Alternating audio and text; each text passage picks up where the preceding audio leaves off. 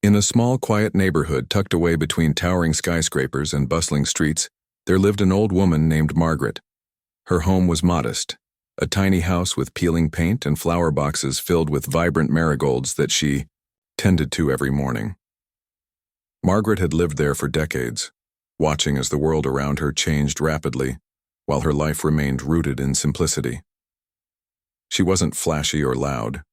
Instead, she carried herself with a calm dignity that made those who knew her feel comforted just by being near her. Margaret's days followed a predictable rhythm. Each morning, she would wake up early, brew herself a cup of tea, and sit by the window knitting scarves for charity. Her hands moved steadily, their movements precise yet gentle. But what many people didn't know about Margaret was that her hands weren't just skilled at knitting, they were also capable of creating magic on a piano. Hidden away in the corner of her living room stood an old upright piano, its surface scratched and worn from years of use. It was a relic from another time, a reminder of a life she once led but had long since left behind. Decades ago, Margaret had been something extraordinary, a gifted pianist whose talent took her to stages across Europe. She performed in grand concert halls, where audiences sat spellbound as her fingers danced over the keys.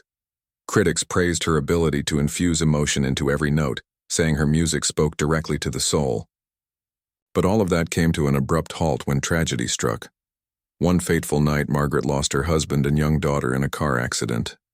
The pain of their loss shattered her heart, leaving her unable to find solace even in the thing she loved most, music. Overwhelmed by grief, she stepped away from performing entirely, retreating into a life of solitude. Now, years later, Margaret rarely touched the piano. On some evenings, however, when the house felt too quiet and memories tugged at her heart, she would sit down and let her fingers wander across the keys. These moments were private, meant only for herself. The melodies she played were bittersweet, carrying echoes of both joy and sorrow. To anyone listening outside her window, they might have thought it was nothing more than an amateur practicing. But if someone truly understood music, they would recognize the depth of skill behind each note. One sunny afternoon, as Margaret walked to the local grocery store, her routine was interrupted by two strangers. They were young, dressed sharply in suits, and radiated an air of confidence that made them stand out among the usual shoppers. As Margaret reached for a carton of milk, one of them approached her with a wide grin.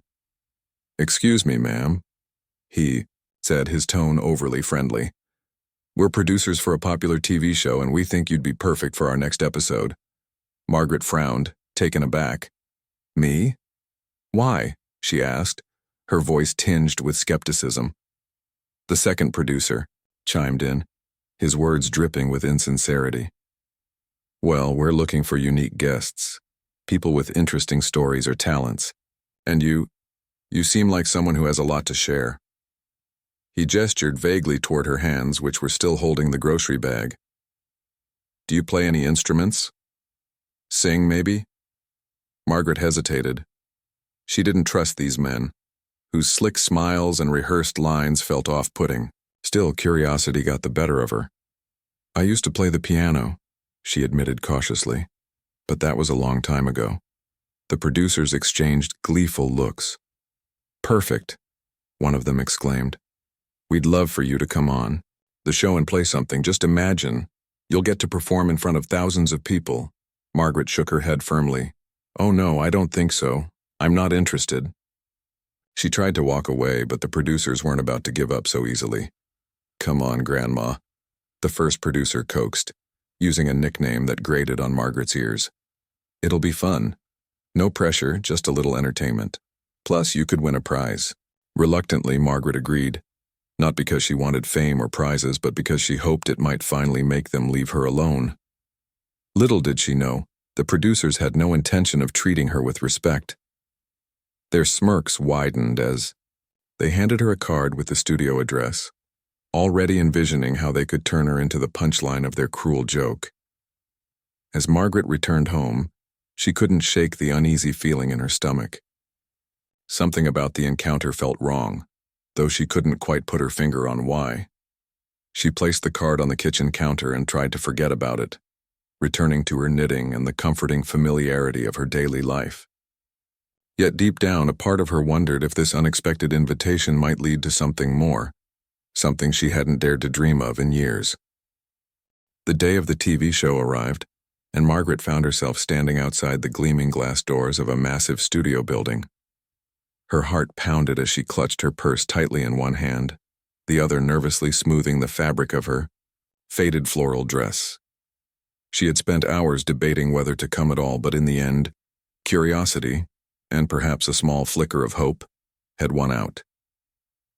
The producers had assured her that this would be harmless fun, a chance to share her story with others.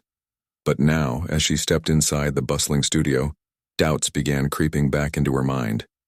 The atmosphere was overwhelming. Bright lights illuminated every corner, and the air buzzed with activity. Crew members rushed around carrying equipment, shouting instructions over the din. Contestants milled about, some rehearsing lines or practicing routines, while others laughed loudly, soaking up the excitement. Margaret felt completely out of place among them.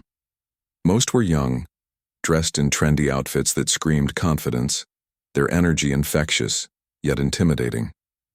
She shuffled quietly toward the green room, trying to avoid drawing attention to herself. Inside, the scene was no less chaotic. A group of contestants sat clustered together, chatting animatedly about their acts. One man juggled flaming torches in the corner, while a woman practiced acrobatic flips on a padded mat.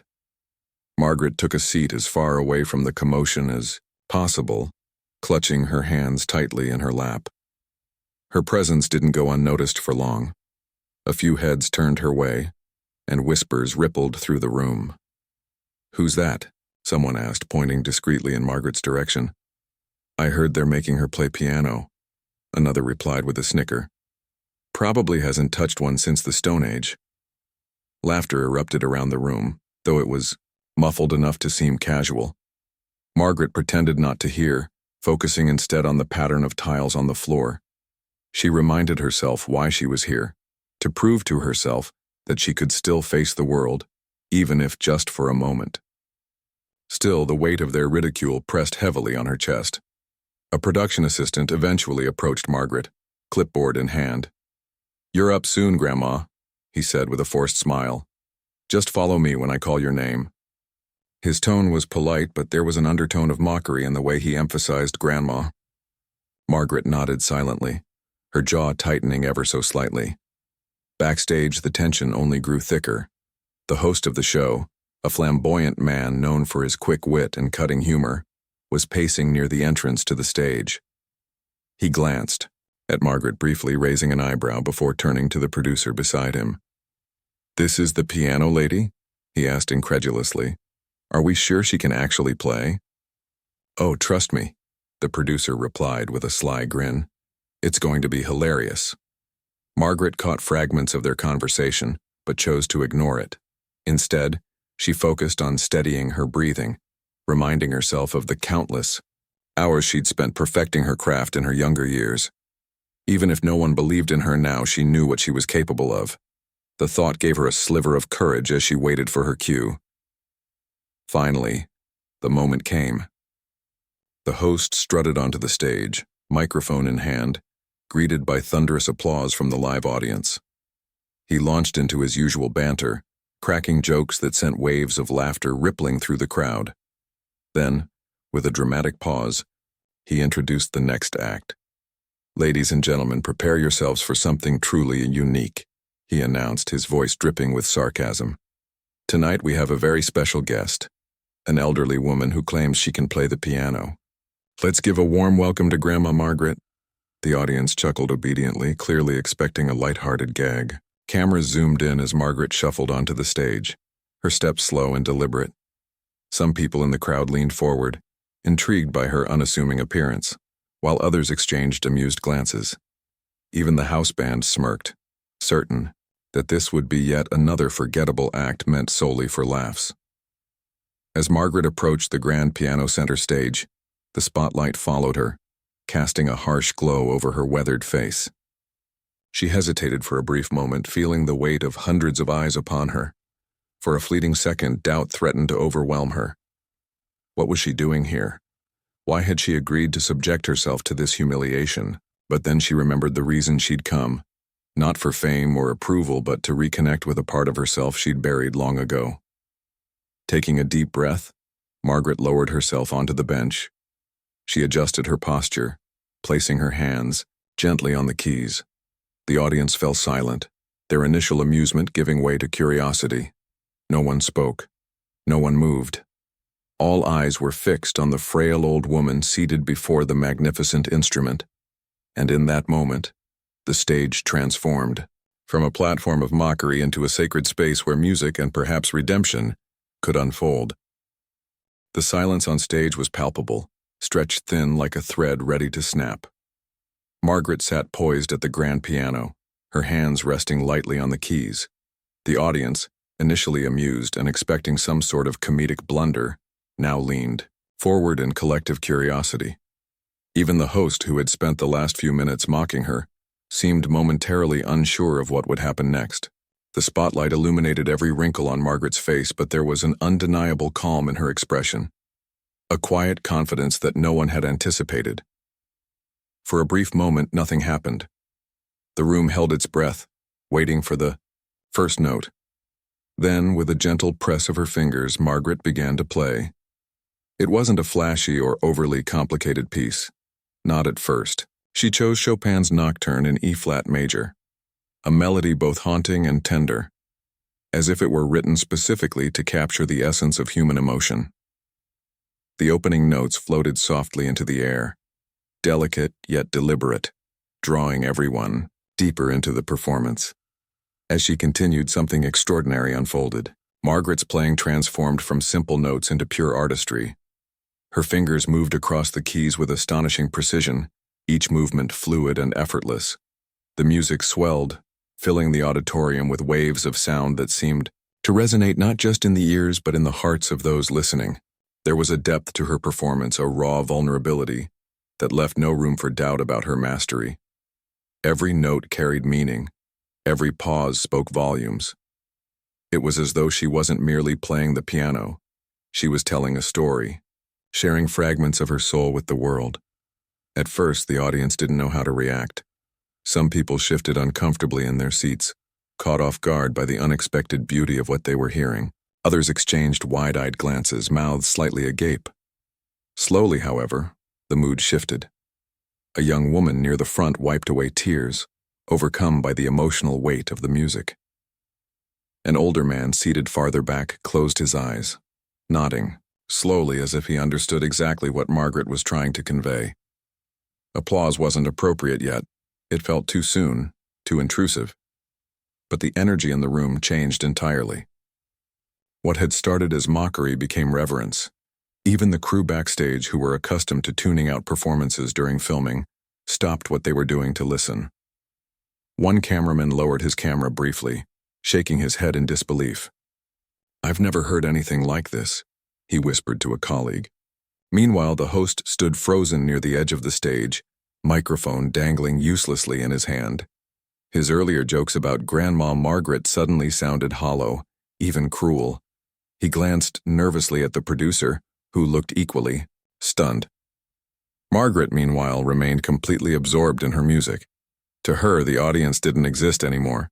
It was just her and the piano, locked in a timeless embrace. As she played, memories flooded back.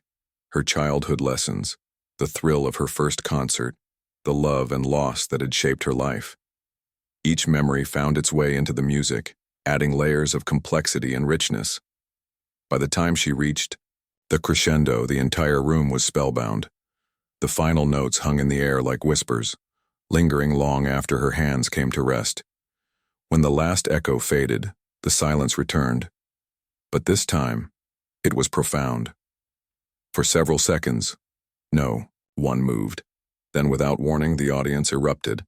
People jumped to their feet, clapping and cheering with such enthusiasm that the sound reverberated through the building. Some whistled, others shouted requests for an encore.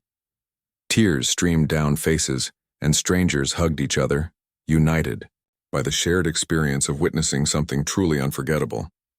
The host, visibly shaken, stepped forward hesitantly. His usual bravado was gone, replaced by genuine awe. "Ladies and gentlemen," he stammered, struggling to find the right words, that was incredible." He turned toward Margaret, who sat quietly on the bench, her gaze fixed on the piano. "Tell us, how did you learn to play like that?" Margaret looked up, meeting his eyes for the first time. Her voice was soft but steady. "I've been playing since I was a little girl," she explained simply. "Music has always been my greatest joy and sometimes my only comfort." She paused, considering her next words carefully. "But I haven't performed in many years. Life got in the way." Her honesty struck a chord with everyone present. The audience erupted again, this time with even louder applause. Social media feeds lit up instantly, with viewers watching live broadcasts flooding platforms with praise. Hashtags like Tosh Grandma Margaret and Piano Magic trended within minutes. Viewers at home marveled at the contrast between the show's initial mockery and the breathtaking talent they had just witnessed. Calls poured in from producers of other shows, record labels, and orchestras eager to work with her. In a single performance, Margaret had turned humiliation into triumph. Yet despite the overwhelming response, Margaret remained unfazed. She rose slowly from the bench, offering a small bow before walking off stage. Back in the green room, she found herself surrounded by contestants who had once laughed at her. Now they approached her with apologies and admiration, their earlier skepticism replaced by respect. One young acrobat even asked shyly if she could teach him how to play someday. Margaret smiled warmly, touched by their sincerity. As the chaos of the studio swirled around her, Margaret took a moment to reflect. She hadn't set out to prove anything to anyone, not to the producers, not to the audience, and certainly not to herself. All she had wanted was to reconnect with a part of her past, to honor the passion that had once defined her life. But, in doing so, she had reminded the world of something far greater, the enduring power of art to transcend barriers, heal wounds, and bring people together. And in that moment, Margaret knew that she had done more than reclaim her music. She had reclaimed her spirit. The days that followed Margaret's unforgettable performance were a whirlwind of attention and admiration. News outlets couldn't stop talking about her, calling her the unlikely star who had stolen the hearts of millions. Social media was ablaze with clips of her playing, accompanied by heartfelt comments from viewers around the world. People marveled not only at her technical skill, but also at the depth of emotion she conveyed through her music. Offers poured in, from record labels eager to sign her, talk show hosts wanting to interview her, and even prestigious orchestras inviting her to perform alongside them. For someone who had spent decades living quietly in obscurity, it was overwhelming. Margaret, however, handled the sudden fame with remarkable grace. She declined most of the offers, explaining that she wasn't interested in chasing stardom or reliving the pressures of her younger years. Instead, she chose to use her newfound platform for something far more meaningful. Inspired by the outpouring of support she received, Margaret decided to dedicate herself to teaching music to children in underserved communities. She believed deeply in the transformative power of art and saw an opportunity to pass on her knowledge to those who might otherwise never have access to it. Her first step was reaching out to local community centers and schools. Many of these institutions lacked proper funding for arts programs, leaving countless children without exposure to music education. Margaret offered her services free of charge, traveling to different neighborhoods armed with sheet music, a portable keyboard, and an endless supply of patience. At first, some of the kids were skeptical. They weren't sure what to make of this elderly woman with her old-fashioned dresses and soft-spoken demeanor. But within minutes of sitting down at the keyboard and playing a lively tune, Margaret won them over completely. She began each lesson by sharing stories about her own journey, the highs and lows, the triumphs and tragedies. Her openness created a bond with her students, making them feel seen and valued. One boy named Jamal, who rarely spoke in class due to bullying, found solace in learning simple melodies under Margaret's guidance. Another girl, Maria, whose family struggled financially, discovered a newfound confidence as she mastered her first classical piece. Margaret encouraged every child to express themselves through music, reminding them that their voices mattered, no matter how young or inexperienced they might be. Word of Margaret's work spread quickly, and soon donations began pouring in to support her efforts. Local businesses contributed instruments, while volunteers helped organize recitals where her students could showcase their progress. These performances became cherished events in the community, drawing crowds of proud parents, friends, and neighbors. Each time a child played, even if their notes were shaky or their timing imperfect, the audience erupted into applause, celebrating not just the music, but the courage it took to stand up and share it. Meanwhile, Margaret continued to perform, occasionally, though always on her terms. She accepted invitations to charity concerts and benefit events, using her talent to raise money for causes close to her heart. Her renditions of Chopin, Debussy, and other classical composers captivated audiences everywhere, but she also introduced original compositions inspired by her life experiences. These pieces carried themes of resilience, hope, and healing, resonating deeply with listeners.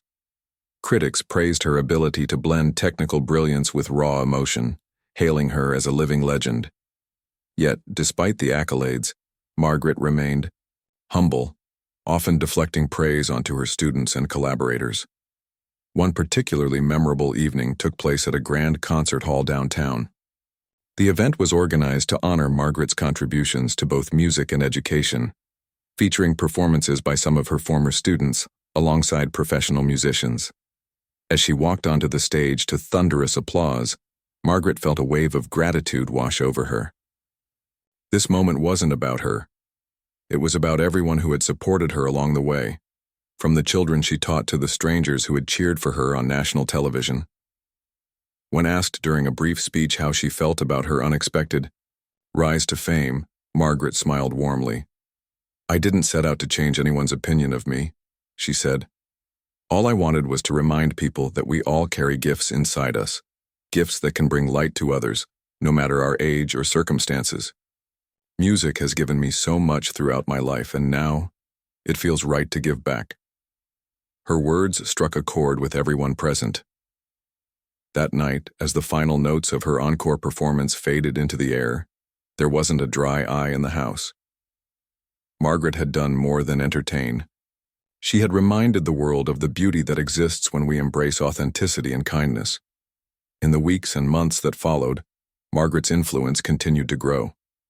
Teachers across the country incorporated her story into their lessons, encouraging students to pursue their passions fearlessly.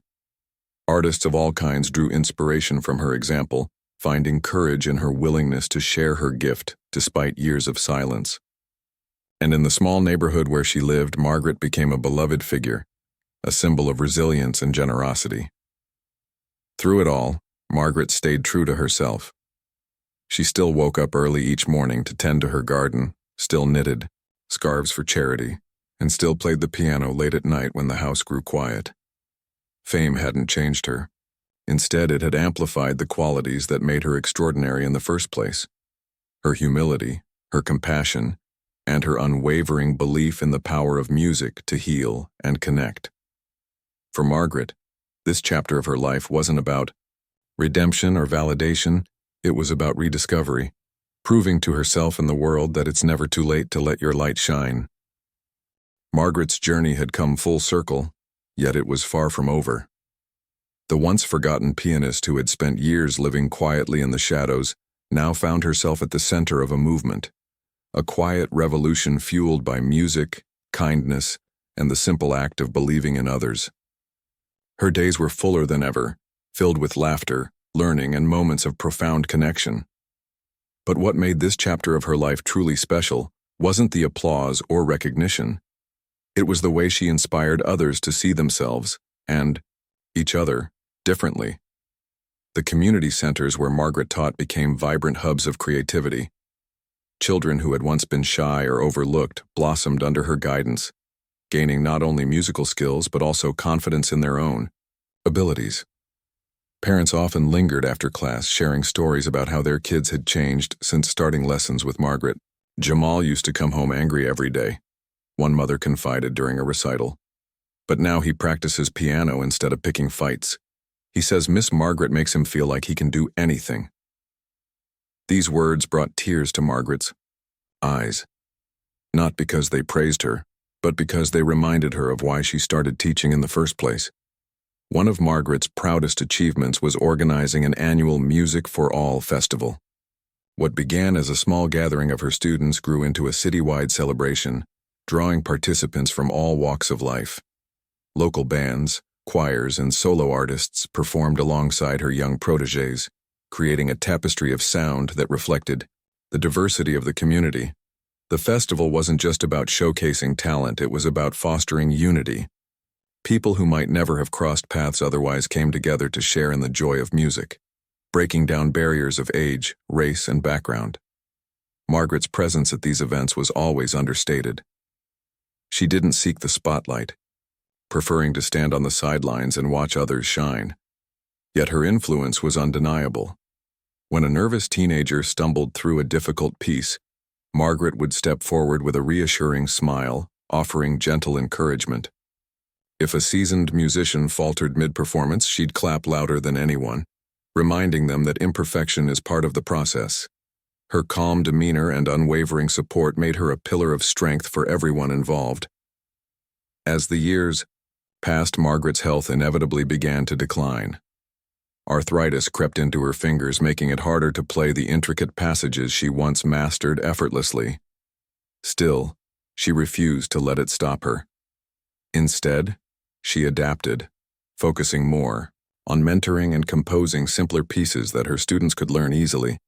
She often joked that her hands might be slower these days, but her heart still played as fast as ever. This resilience inspired those around her, proving that passion knows no limits. Her legacy extended beyond music. Margaret's story sparked conversations about ageism and the value of older generations in society. Articles were written, documentaries filmed, and even school curriculums updated to include discussions about her impact. Young people learned that wisdom isn't confined to textbooks or technology. It lives in the hearts of those who've lived rich, meaningful lives. Margaret became a symbol of hope for seniors everywhere, showing that it's never too late to pursue your dreams or make a difference in the world. Despite her growing fame, Margaret remained deeply connected to her roots. She continued to live in her modest home, tending to her garden and knitting scarves for charity. On weekends, she hosted informal jam sessions in her living room, inviting neighbors and friends to join in. These gatherings weren't polished performances, they were celebrations of human connection, filled with laughter, storytelling, and impromptu sing-alongs. For Margaret, these moments were just as precious as the grand concerts she occasionally attended. Eventually, Margaret decided to write a memoir, not out of vanity, but as a way to preserve her experiences for future generations. Titled, The Notes We Leave Behind, the book chronicled her life, from her early days as a prodigy to the tragic loss of her family, and finally, to her unexpected resurgence as a cultural icon. Each chapter was infused with warmth and wisdom, offering readers insight into the power of perseverance and the importance of finding beauty in life's challenges. The memoir became a bestseller, touching countless lives and cementing Margaret's place in history. Even as her physical strength waned, Margaret's spirit remained unbreakable. One crisp autumn afternoon, surrounded by her students and loved ones, she gave her final public performance. It was a simple rendition of a lullaby she had composed decades ago, dedicated to her late daughter. As the last notes drifted into the air, the audience erupted into applause, tears streaming down their faces. Margaret smiled softly, bowing deeply before stepping off stage for the last time. Though Margaret eventually passed away peacefully in her sleep, her legacy endured. The community center she helped build thrived, nurturing new generations of musicians and dreamers. Her compositions continued to be played worldwide, their melodies carrying echoes of her resilience and grace. And perhaps most importantly, her belief in the transformative power of kindness and art lived on in the hearts of everyone she touched. In the end, Margaret's story wasn't just about music, it was about humanity. She reminded the world that greatness isn't defined by fame or fortune, but by the ability to inspire, uplift, and connect. Through her quiet courage and boundless generosity, she proved that even in our darkest moments, we carry within us the power to create light. And so, long after the final note faded, Margaret's song continued to resonate, a timeless reminder that true magic lies not in perfection, but in authenticity.